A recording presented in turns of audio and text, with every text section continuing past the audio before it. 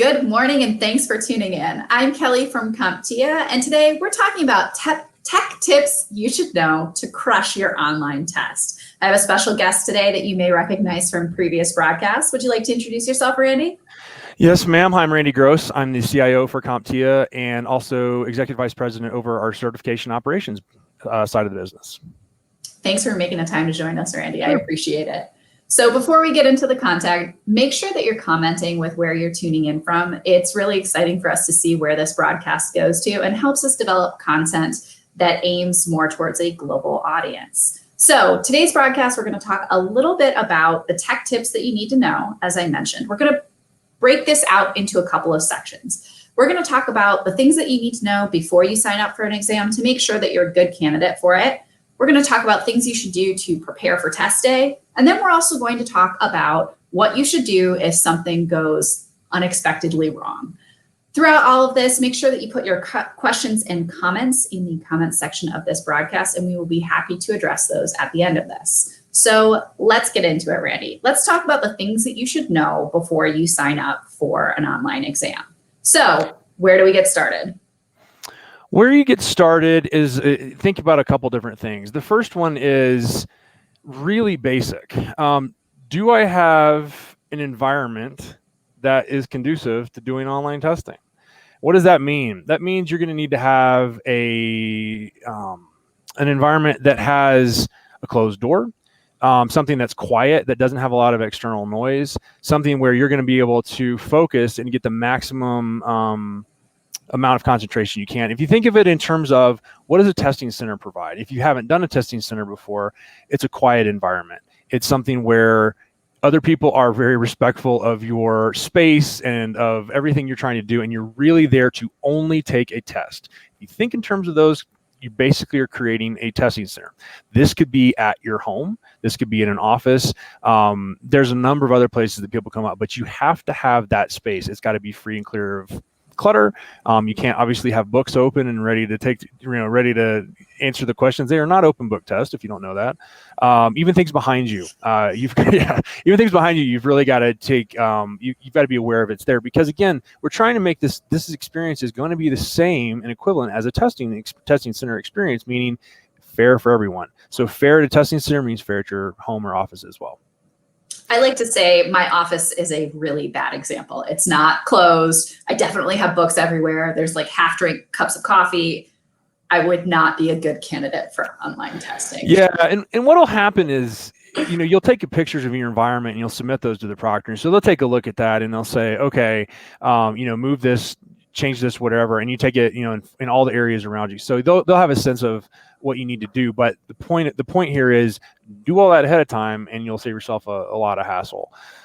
So yeah, it's a pretty straightforward process. I think so. The second component of this, I think this is the order we talked through. The second component is making sure that the equipment that you have is appropriate for online testing. Oh, see, it's amazing how that works. It's like professional magic stuff. Yeah.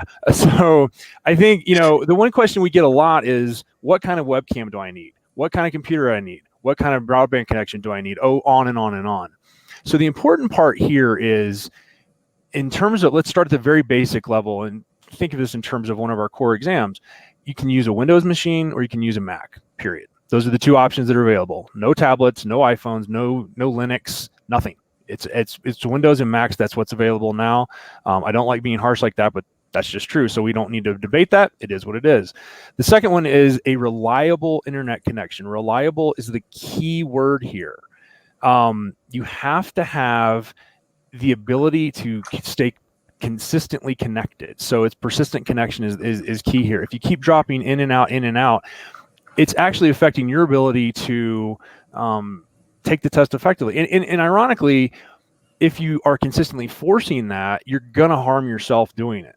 Right. So we have to make sure that you're able to, if you're able to wire in versus wireless, important.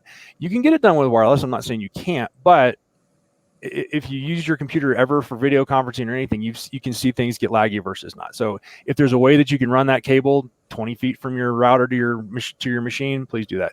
And to go back to the question on the webcam, very simple, 640 by 480p FPS. It's very, very basic camera as well. So for all of these requirements, they're available as you're registering on the OnView site. So we also have them available on the CompTIA site on our help desk. So you can type in requirements for online testing and it'll come right up on either side.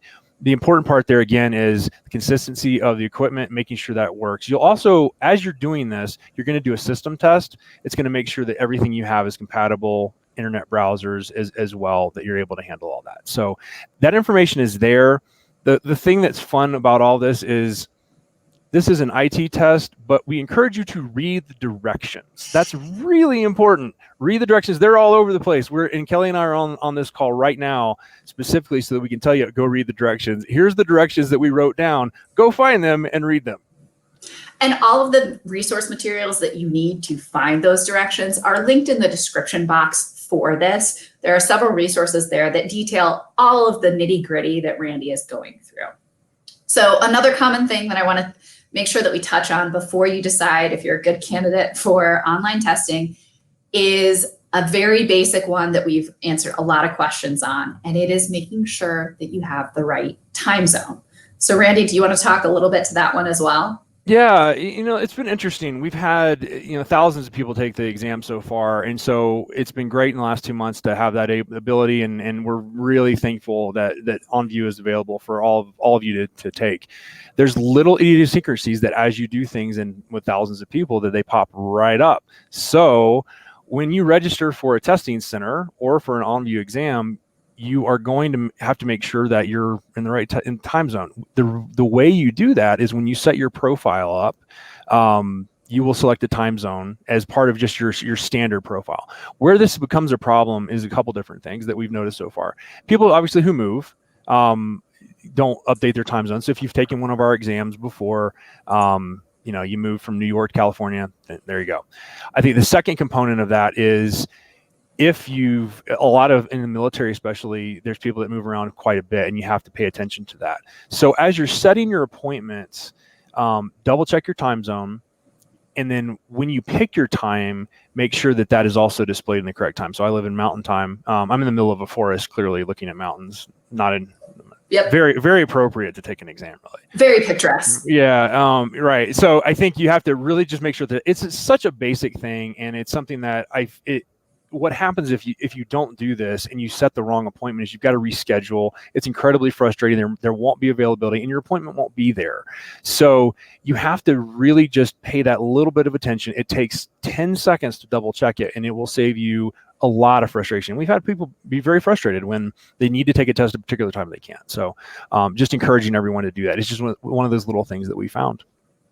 Right. And we get so caught up with keeping in mind all of the right concepts and all the things that you've practiced and run through and whatever. We don't want people to be tripped up by a minuscule detail that can really torpedo their whole day. Yep. So let's move on from you've gone through all the details. You've made sure that you have the right facility, the right kind of Wi-Fi connection. You can make sure to replicate a testing center in your own home or office. What are the kinds of things that people need to do to set themselves up for test day itself?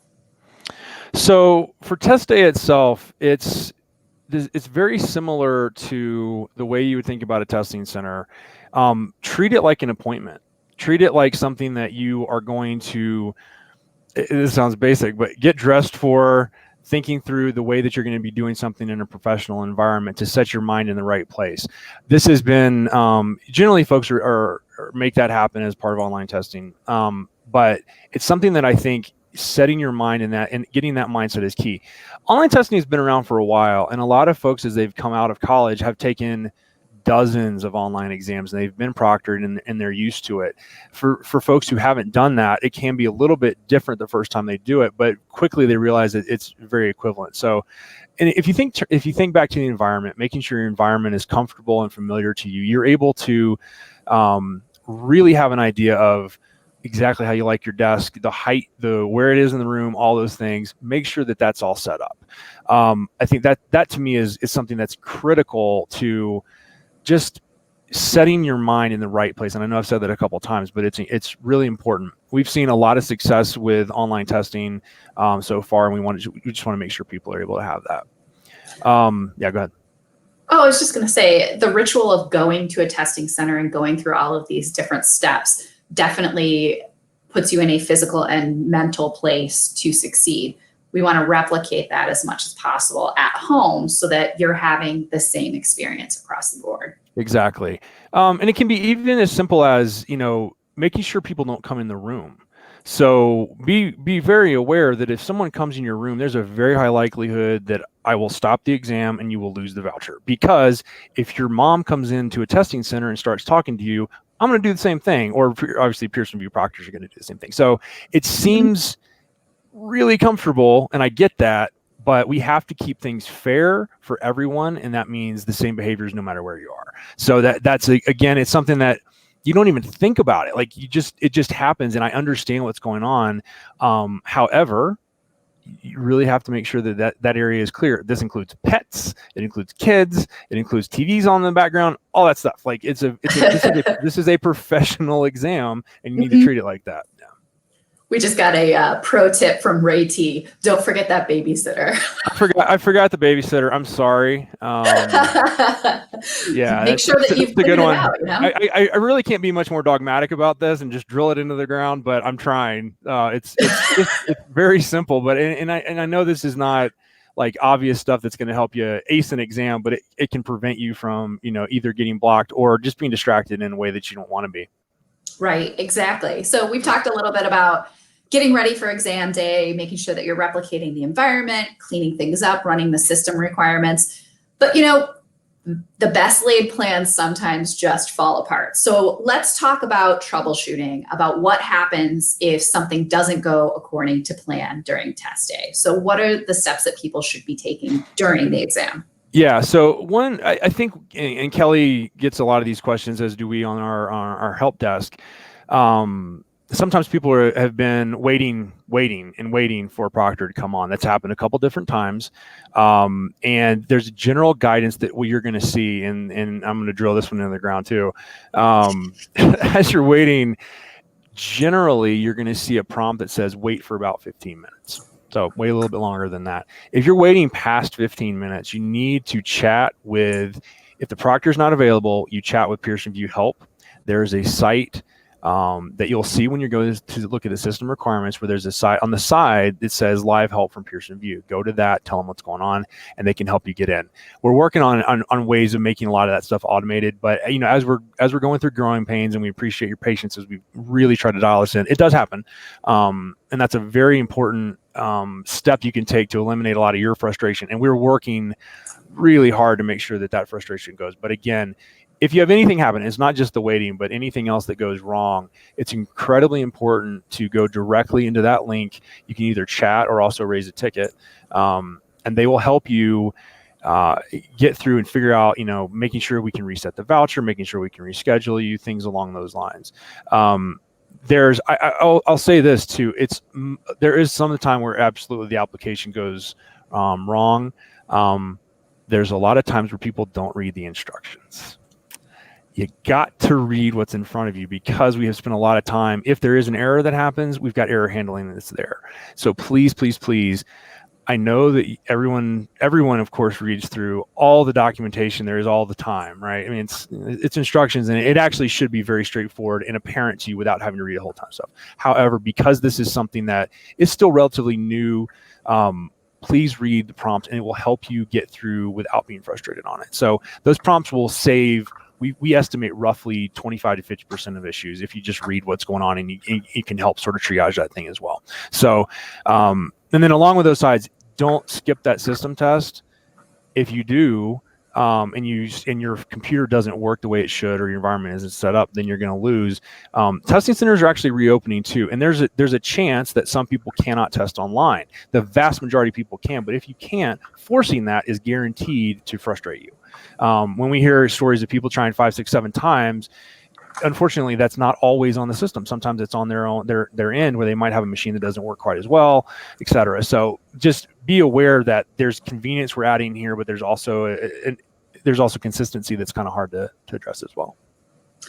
Absolutely. And we have viewers from Albania, Sweden, South Africa, Pennsylvania, tons of people that are chiming in. Thanks for taking the time to watch our broadcast. If you're up for some questions, we do have some from the audience. Are you ready? Fire away. All right. Here's your first one.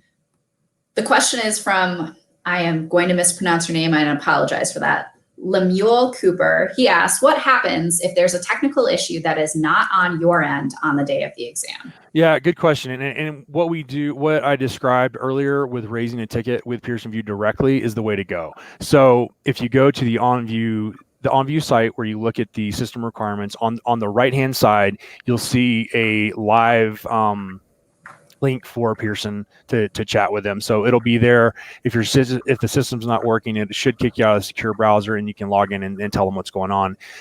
It'll take anywhere from a day or two to for them to investigate to make sure what was going on, and then you'll get rescheduled and your voucher will be ready to be reused.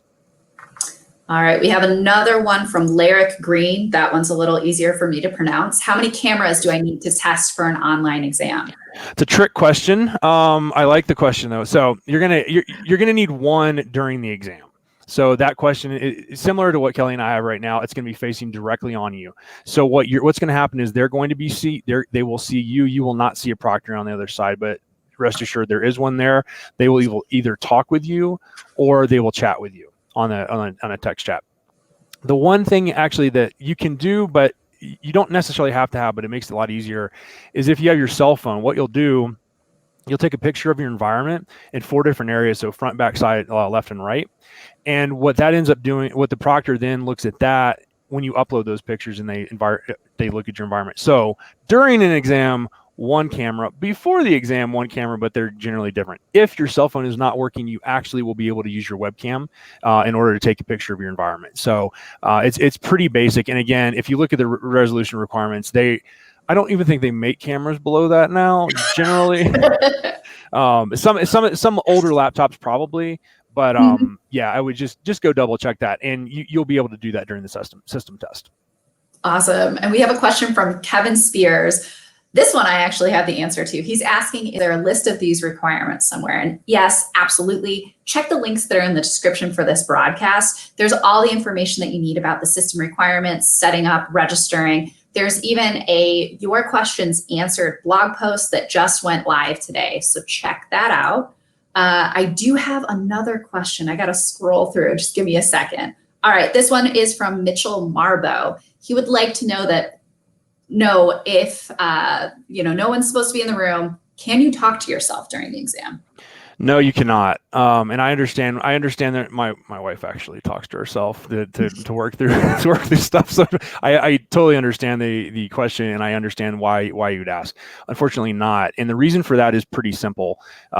If you were sitting there reading questions out loud, the proctor is not necessarily aware of what question you're on. So they don't know that you're not reading it to a recording device, to someone else in the room, et cetera. So that is something that is the same in a testing center. There's no, you just can't talk to yourself out loud. That's just one of those sort of professional testing things that's off limits. And if you think about it, in a testing center, you couldn't read them out loud because you could just serve someone else. Somebody else could be taking that intellectual property elsewhere. So right. It's all about making this as fair as possible. Yeah, and I get it. I really do. There's just it's like everyone's got to make some sort of decision on how they want to behave, or they have to make some sort of sacrifice. Is probably too much of a word, but it's modifying your behavior in a way that's consistent with everyone else. Right. I'm going to take one more question, but rest assured, anything that you've asked, we will address privately after this broadcast as well. So this question is from Valiant, and this is one that we actually get pretty frequently. Does Pearson have access to my system files while I take the exam? So the way that works is you're going to download software that is, let's call it a secure browser. What that does is it basically blocks all programs from recording the exam, from you copying things into it, et cetera. They do not have direct access to your machine.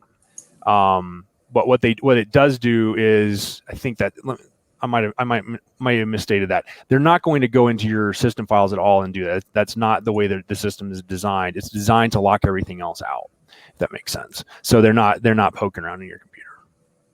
Excellent. All right. Well, that concludes all the time that we have allotted for today. Thank you, Randy, for your time. This was enlightening. And thank you, everybody who tuned in and asked questions. Again, we will address those all offline. And until the next time, take care, be well, And remember, we're all in this together. Bye, guys. Good luck.